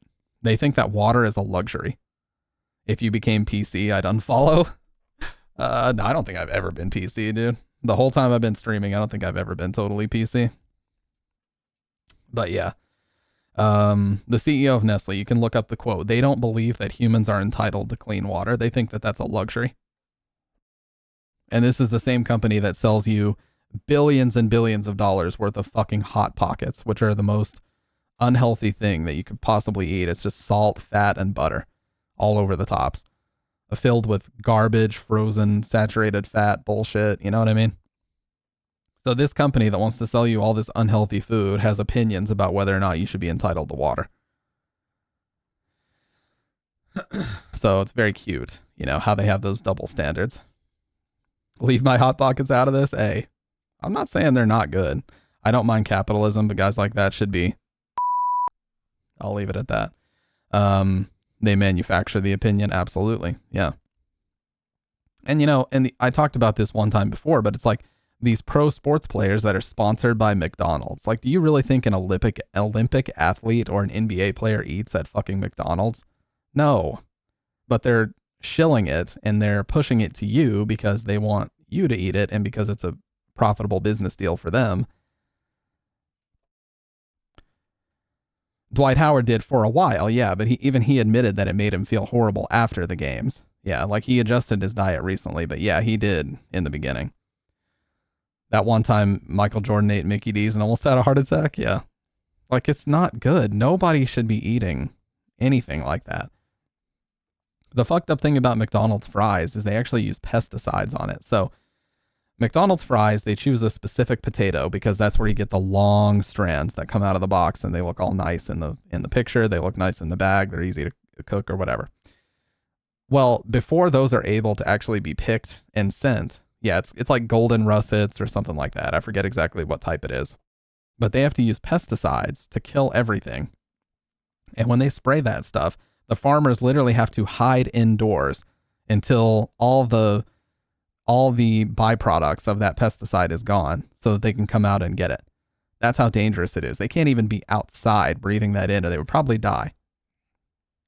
But it's a-okay for McDonald's to fry it, slice it up, and then you eat it somehow. Yeah, they like fill the food, like they inject the food with oil to make it really plump. They like spray it with mineral oil to make it look shiny for the pictures. They do all kinds of crazy stuff. Like sometimes it's not even real food. Like they'll put toothpicks through the fries to make them stand up perfectly. All kinds of crazy stuff. Like the syrup you see in IHOP commercials, it's usually motor oil. Yep, because it looks better on camera. A situation that bolsters the pharmaceutical industry. Absolutely. See, people are eating all this garbage food. They're getting all these GERD, like gastroesophageal reflux disease symptoms. They're getting all these crazy symptoms that nobody had to deal with. Even just like 30, 40 years ago, nobody had this crazy, like fucking epidemic of heartburn and indigestion and all these surgeries, like gallbladder surgeries and all this crazy shit that people need nowadays. And it's because the food is so garbage and we're all eating it. I'm guilty too. I admit it. I'm guilty. I do eat fast food sometimes, but I know I'm not delusional about it. I know that I shouldn't be doing it. I know how bad it is. I've met a lot of people that are like, well, I'm skinny, or, well, I'll run that off on the court. Not necessarily, man. Like if you continue eating this way over time, you could develop some really bad symptoms that you're not going to be a fan of. Like the convenience of it is not worth sacrificing your overall health. And I become more aware of this every year as I'm starting to push 30. I'm like, I really don't want to be eating this garbage anymore, because the last thing I want is, you know, my metabolism to fully catch up with me and then I become morbidly obese. Like, why would I even introduce that possibility? I'm not morbidly obese, but I'm overweight right now. So the last thing I want to do is, you know, exacerbate that or make anything worse. Like I want this to be the heaviest I ever am, and then I just improve from here. But we have to live in reality about these things. I was one of the, well, I'm skinny people, then I turned 30. Exactly, dude. Your metabolism is going to catch up with you eventually. You're not going to outrun your metabolism. It's going to catch up with you eventually. Average person has no idea how much protein they need and their diets are chronically deficient in it. It does so much more than just build muscle. Yeah. Well, a lot of things too, like people just think, oh, I'm drinking water. But no, the type of water you drink is massively important. You know, drinking alkaline water, drinking electrolyte water versus just standard drinking water out of a gallon. That's a big difference. The drinking water, you'll just piss that shit straight out in like an hour. But the alkaline water will actually go to your muscles and it'll actually help hydrate you in more ways than just going through your body and then you just piss it out. You know, it doesn't just flush out your kidneys like drinking water does. Sugar is worse than salt in excess. Absolutely. Processed sugar is the cause of virtually every major killer in the US. Heart disease, diabetes, especially type 2 diabetes. Type 2 diabetes, I was watching a nutrition expert the other day talk about this, and he said we need to stop calling it diabetes and just call it what it is, which is processed food disease. That's what diabetes is. You've had so much sugar and processed sugar, you've spiked your insulin so many times that your pancreas doesn't know what the fuck to do, and it can't create insulin on its own anymore because you've stimulated it so much that it's lost its ability to function. So now, whenever you eat sugary foods, you now have to manually inject the perfect amount of insulin to offset what you ate. Otherwise, you're going to have major complications in life. That's what it's processed food disease. You've had so much processed sugar, your pancreas is shot. It literally gave up. I'm 5'9" and maxed out at 240 pounds about 2 years ago. I'm down to 180 at 34, worked my ass off in the gym. Fuck yeah, that's what I'm going to be doing all throughout 2024. I'm going to be living in the gym this year. I'm going to try to lose about 40 pounds in the beginning and then try to build muscle on top of that. But yeah, it's going to be super high protein, low carb, and lots of strength training in the gym. That's all I'm going to be doing this whole year. I have a company gym. I've got no excuse to not go there.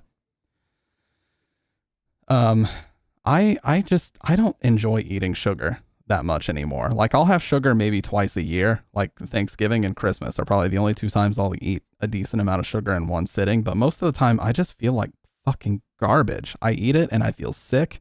My face gets like tingly and cold. I don't know how to explain it, but sugar is not something that we need to be eating, especially not in the excess that we do.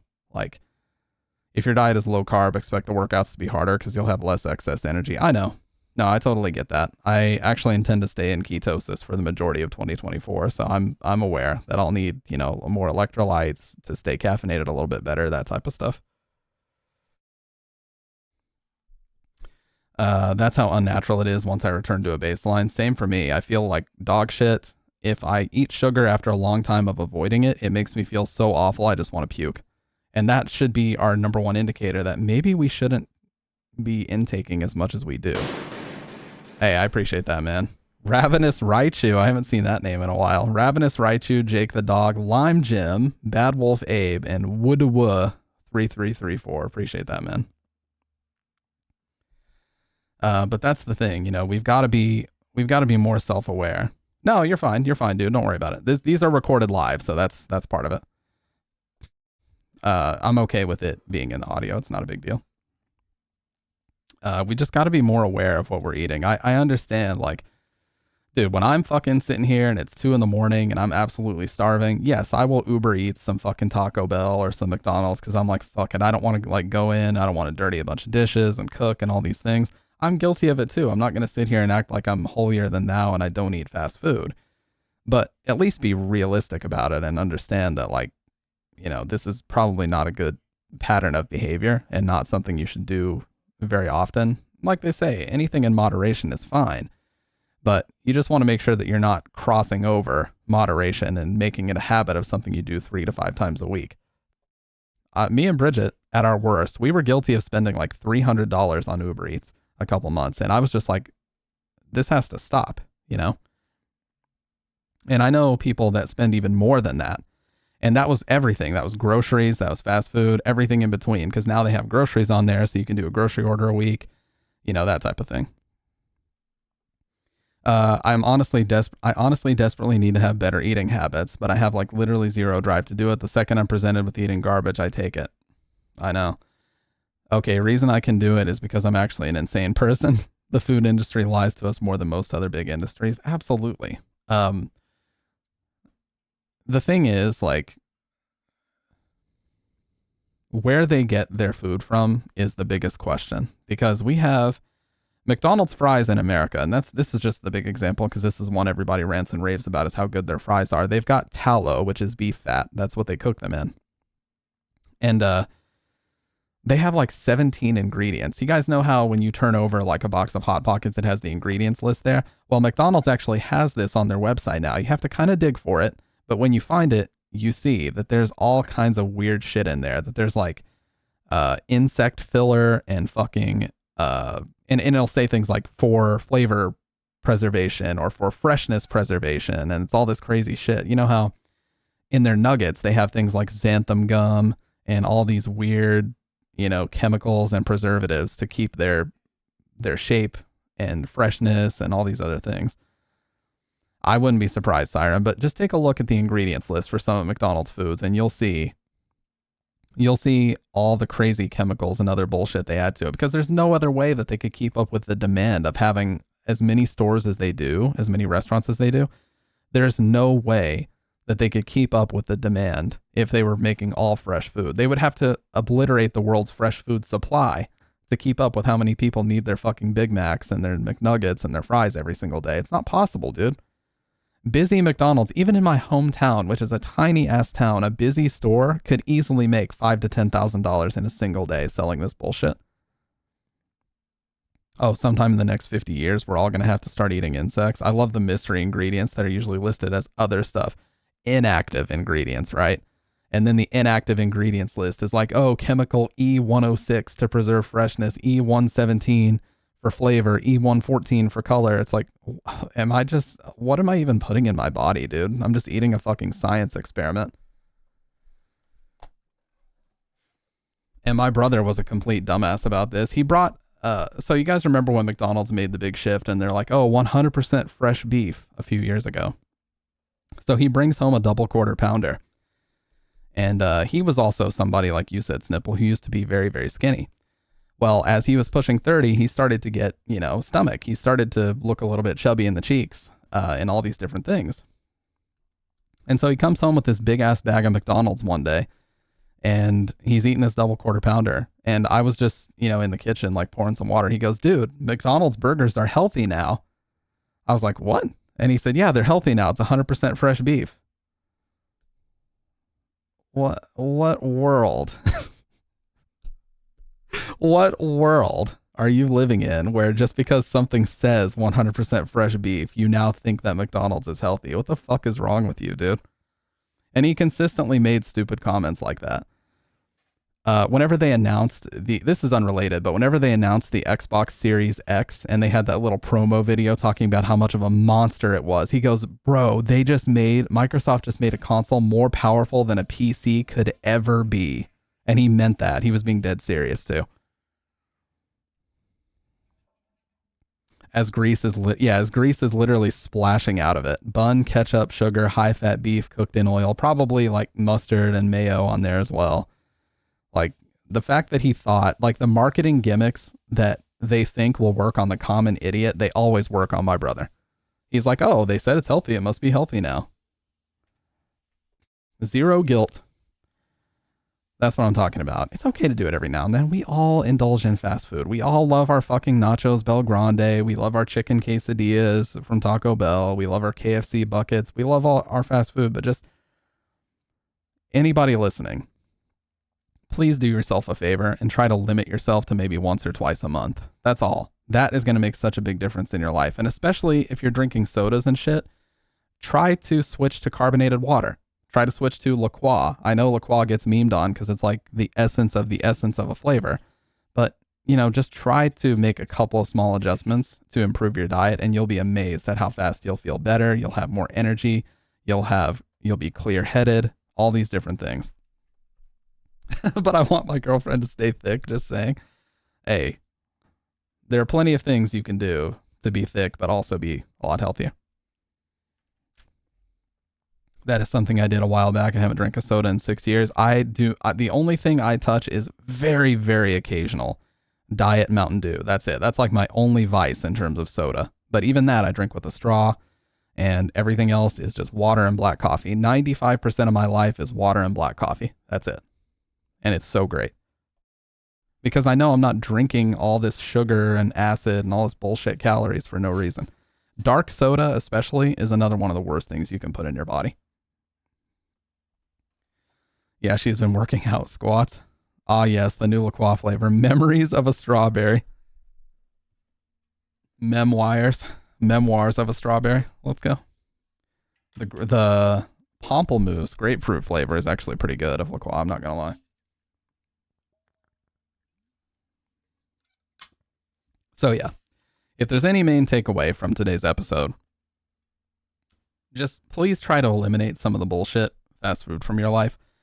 And let's come back next week and let me know if you feel any better. If you just reduce the fast food to once or twice a month, like, here's the thing. I used to be intimidated by cooking even the most basic of foods.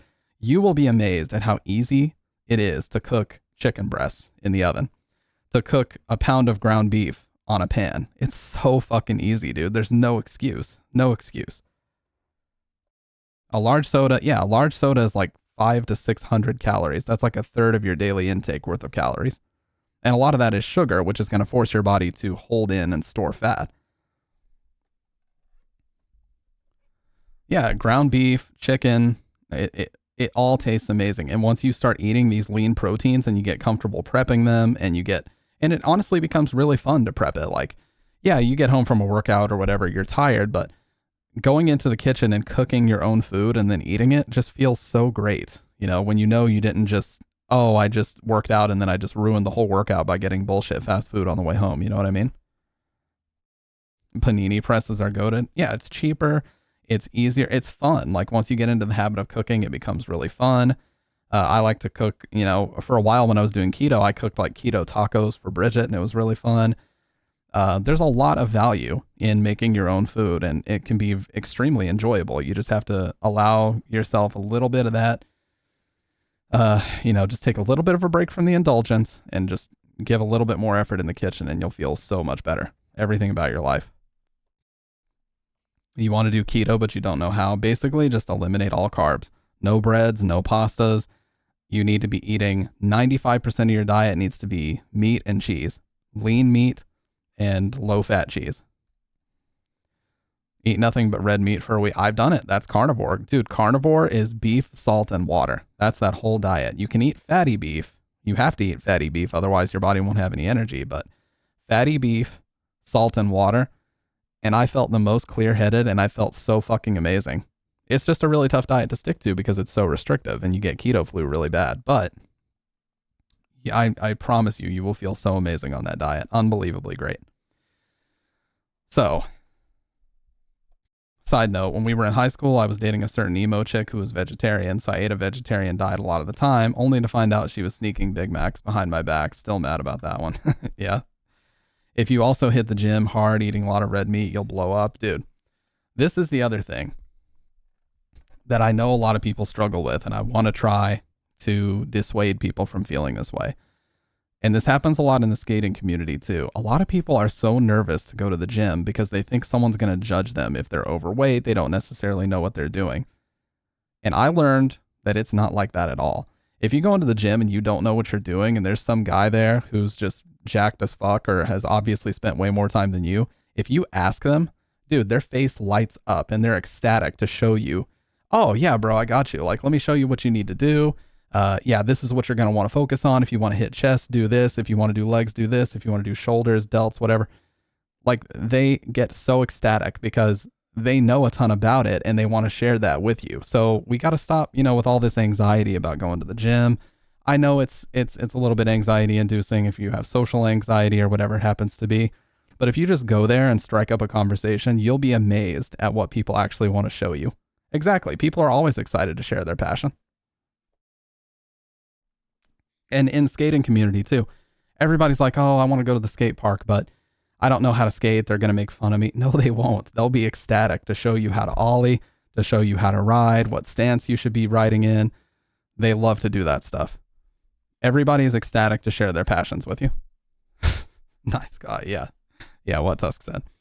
Exactly. The guys at the skate park are always the most helpful people ever. Just like if you go to the gym and you see someone who's obviously more experienced, just try to strike up a conversation and ask them, hey, I'm here for the first time. What do you think I should do if I'm trying to do this? These are my goals.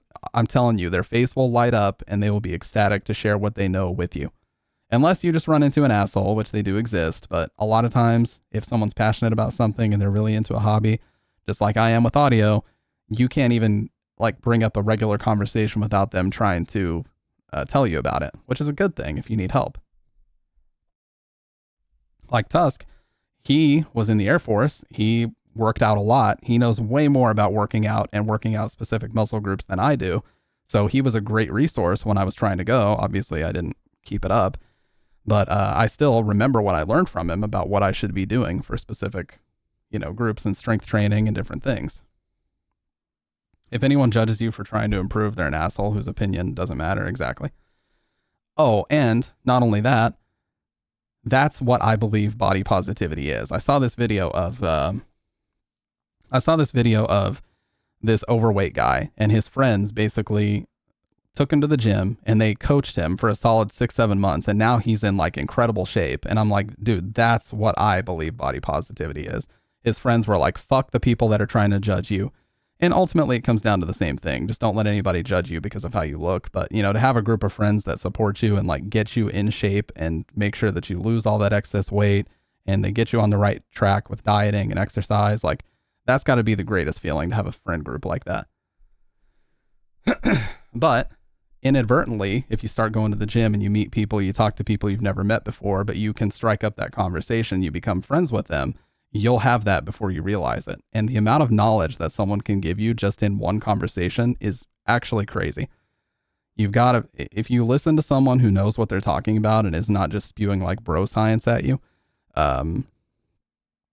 it's going to be extremely helpful. Like you're never going to forget the first thing they tell you. You're never going to forget the information they shared with you, and you're going to remember it when, even if they're not there, you're going to remember generally what you need to do. So there's a lot of anxiety about going to the gym. I'm guilty of it too, but you just got to go.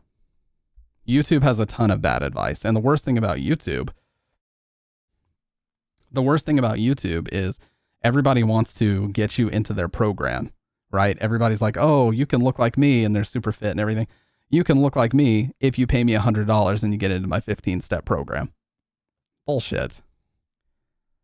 YouTube is an amazing resource if you vet the people you watch. If you make sure that who you're watching is not just a scam artist and they're giving you solid advice. But the best strategy for YouTube is to compare a lot of, fitness YouTubers, compare and contrast a lot of the information that they give, and generally the information that overlaps that they give is what you can consider viable information. And I don't even want to look like most of those guys. Well, a lot of them are on testosterone replacement therapy or steroids, which we know to be true. Like Liver King, he lied about being natural for years, and it turned out that he wasn't. Yeah, exactly. I mean, we've got tabbed browsers. Open another tab while you're watching a video, do the proper research, and learn. Anytime you're learning about your body, anytime you're learning, it's also a great idea to just go get a physical. Bounce a couple questions off your doctor. Most jobs will cover a physical per year for totally free or like a very low cost. I can go get a physical for like $20 once a year. So it's not like it's tough to do it. As long as you've got a job with the most basic of health insurance coverage, you can go get a physical once a year. People go overboard with the amount of info they think is necessary at a certain point. Just start and listen to your body. Yeah, exactly. Yeah, I mean, your body will tell you if something's not working out. Like if you're eating a certain food and your stomach just feels horrible all the time, probably stop eating it. I mean, it's not difficult to try things, see how your body reacts, and then make judgment calls based on how your body reacts. Best shape I was ever in was when I was bouldering. Need to start that back up again. Kids kind of put the halt on that. Yeah. I'm not looking to blow up. I just want strength, not necessarily bulk. Yeah, I just want to be lean, but in shape. I don't want to be fucking ripped. I don't want to be so jacked that I can't scratch my own back. You know what I mean? Like completely ripped, Mr. Olympia type shit. I just want to be lean and have good musculature. That's it. Because I want to get my mobility back so I can get out and start skating seriously again. Because I really miss it, and it's a very liberating sport. But that's the thing. And having a friend who's willing to do it with you is so great. It's so just validating to have at least one friend who says, you know what, I'm going to do that diet with you. Or you know what, I'm going to go to the gym the same days you go, and we're going to make this work together. It's so helpful to have that. Just one person, that's all it takes. Not going to lie, it's about aesthetics. Hey, there's no problem with that at all, man. If it's about aesthetics and that's what motivates you, let that be your motivator. You know, whatever motivates you to get in and out of the gym as frequently as you can is great. And I'm not the person who came up with this quote, but it's absolutely true. The person who goes to the gym every day, even if they don't feel like it, is always going to beat the person who only goes when they feel like going. If the person's like, fuck, I need to go to the gym, but I don't feel like going today, they only go a couple times a week, or maybe less than that. Maybe they skip weeks here and there. But the other dude is going 3 times a week, even if he feels like dog shit, and getting those bad workouts in. Dude, at the end of a 6-month time period, the dude that goes 3 times a week is going to be so much further ahead. Like, the progress is going to be so phenomenally higher than the person who only goes when they feel like it. I don't want to live to 100, but with my luck, oh no. I drive around with a crash pad, climbing shoes, chalk, and a broom with a rock brush taped to the end in the trunk of my car at all times. Guys, remember when the pandemic first happened and everybody was like buying up all the at-home weight sets off of Amazon? And the prices were like insane. If you wanted to get like a 20-pound set of weights, you had to pay a couple $100s for it. That was a pretty crazy time when all the Planet Fitnesses and stuff were closed. But like I said, I have no excuse. I have a company gym that is available to me like 18 hours a day. It's only closed from like 11 p.m. to 4 or 5 in the morning, and it reopens at 6 in the morning. So I have no excuse to not be going there virtually every day. I just don't do it because I'm like, oh, you know, people are going to judge me because I don't really know what I'm doing. I just got to fucking get over that. And I need to lead by example, because if I'm going to say it and I don't do it, that just makes me look like an idiot. So that's my motivation to get in the gym, is to not practice or to not preach something without practicing it. And there's a psychological principle that says if you practice something 18 minutes a day for a year, you'll be better than 95% of people at that discipline. Absolutely. And I 100% agree with that.